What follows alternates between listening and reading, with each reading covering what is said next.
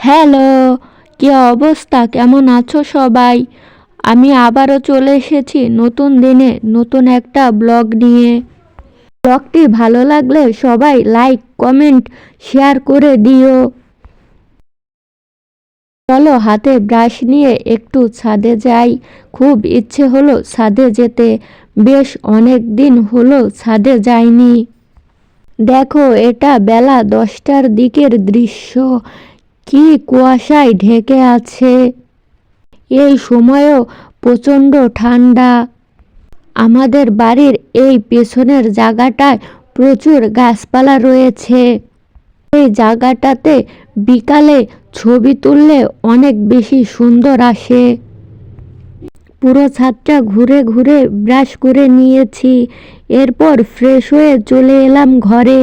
ঘরে এসে দেখি কারেন্ট নেই। রুমটা বেশ অন্ধকার।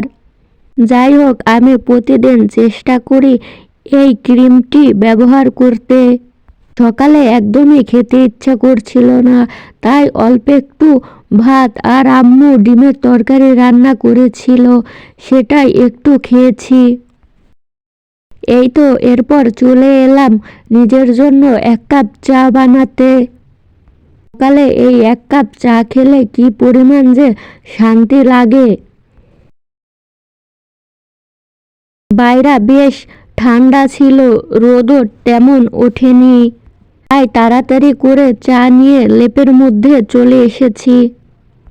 হাত পা রীতিমতো জমে যাচ্ছে, তাই গরম কাপে হাতটা এভাবে দিয়ে রেখেছি। এই দেখো, অবশেষে রোদ উঠেছে।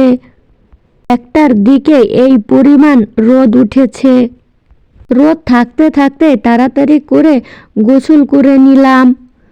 গোসল করে বের হয়ে অনেক বেশি ঠান্ডা লাগছে। একটা সোয়েটারও গায়ে দিয়েছি, তারপরও বেশ কাঁপছি। আমাকে দেখলেই বোঝা যাচ্ছে কি পরিমাণ কাঁপছি ঠান্ডায়। আমার স্কিন অনেক ড্রাই, আর এই শীতের মধ্যে তো অনেক বেশি ড্রাই হতেই থাকে। তাই আমি চেষ্টা করি কিছুক্ষণ পরপরই এই সিরামটা ব্যবহার করতে। পড়া জমিয়ে রাখতে রাখতে অনেক বেশি পড়া জমে গিয়েছে। তাই বিকেলের দিকে একটু পড়তে বসেছিলাম। পড়তে বসে দেখি অনেকগুলো প্র্যাকটিক্যাল লেখা বাকি আছে। আগে প্র্যাকটিক্যালগুলোই লিখে শেষ করতে হবে। কলেজ শেষ করার পরে ভেবেছিলাম যে এই প্র্যাকটিক্যাল লেখার হাত থেকে বেঁচে গিয়েছি। সেই প্যারা আমি নিজেই আবার ডেকে এনেছি।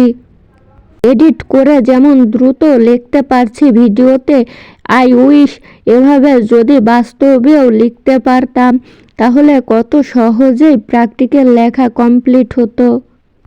এই প্র্যাকটিক্যাল লেখা শেষ করতে করতে বেশ অনেকটাই সময় লেগে গিয়েছে। এই লেখার চক্করে পড়ে আর কোনো ভিডিও নিতে পারিনি। যাই হোক, এই ছিল আজকের ব্লগ। তোমাদের কাছে কেমন লাগলো সেটা কমেন্টে জানিও।